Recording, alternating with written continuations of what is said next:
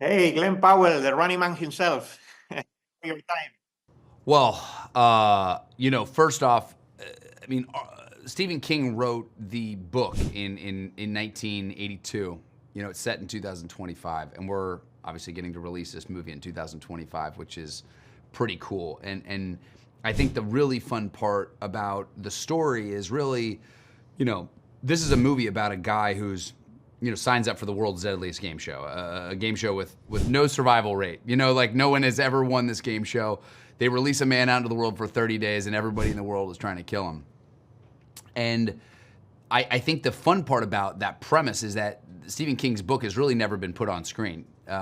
We got to screen the movie for Arnold Schwarzenegger last night, who absolutely loved it. And I think one of the things that he talked about is just for practical reasons. It's hard to do a movie with that scale and scope and stakes. And so the movie that they made, was in a sort of a television studio, sort of very American Gladiators type, environment in which these hunters were kind of hunting him down. But what he even talked about it last night, just the idea that it's so exciting that Stephen King is able to put his vision on screen for really the first time, which is like we're very loyal to the book in that way. So I will say, anytime you're making something with a title like this, Stephen King, Arnold Schwarzenegger, Edgar Wright. I mean, it's always they always say it's like pressure's a privilege, and this one is obviously you could read it as pressure, with something with this scale, but for me it was just, I was surrounded by really, really talented, wonderful people, and the movie shows. It was a team effort. It's a very intense role, very physical, and I believe you are almost on every scene in the movie. What was the most challenging for you? I don't think there was an easy day on set. I think the premise is sort of life and death stakes. From minute one in the movie. He's a guy that leaves his house. I say it's sort of like the most high octane pharmacy run of all time. Where he's trying to show up for his daughter, so from minute one you're seeing Ben in a really stressful state. So I don't think there was really an easy scene. When you watch the movie, it's 2 hours wall-to-wall action, wall-to-wall stakes, kind of nonstop. So I don't think I really had a day off. That's for sure. And we are in this dystopian world, right? With the network, that is this is kind of a company or the government itself, but they control everything. I don't know if there is also like kind of a social criticism or of the current. There are references to AI too, right? I don't want to say too much about the movie, but is there like an aspect here of criticizing or the perils of our current society?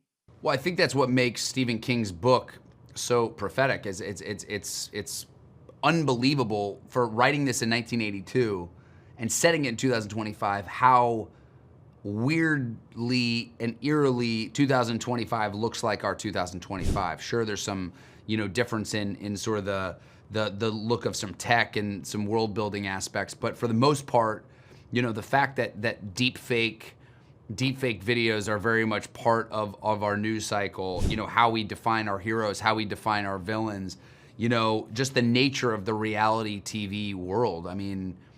You and I both know we live in a world of Instagram and TikTok, and sort of the way we observe victims and villains and carnage. Sometimes scrolling, takes away our humanity, little by little. And what I find to be what wonderful about this movie is I don't think it's really a criticism. I think it's sort of infused with hope, which is this idea of like, how do you find humanity in an inhumane world, in a world in which, people root for a man's death? How does this man, rise up and represent something, the best of humanity, not the worst? And lastly, you've done now, 20 years of career, always up, exploding the last 4 years, but you have done romantic comedies, action. What is your favorite genre? Yeah. Where do you feel more comfortable? No, I'm just a fan of movies. You know, I just like, I really love all of it. You know, it's one of the things that I feel the most excited about is I sort of have like a bingo card of all the types of movies that I want to make, you know, the things that got me into this business in the first place. And that's what I'm getting to do. Running Man is very much a type of movie that I've always wanted to make, sort of this underdog hero, you know, who's fighting against an oppressive system, you know, sort of the ordinary man against extraordinary odds. It's the kind of movie that I've always wanted to make. And I will say it's a genre, you know, this action genre.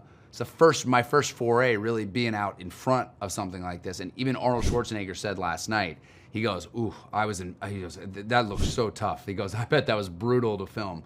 Because he's made all these action movies, and he knows how tough it is to practically shoot these things. The kind of abuse that you actually, you know, put on yourself when you want to sell it for audiences. And you know, the thing about it is he loved this movie. Like, he just went on and on about, you know, what it takes to make a great action movie, and he just left the theater just soaring last night. It was just awesome to watch his reaction, but he also knows that it takes a lot of work to sell a movie like this, and Edgar and I worked relentlessly on this thing to make sure that it really worked in a different way for audiences.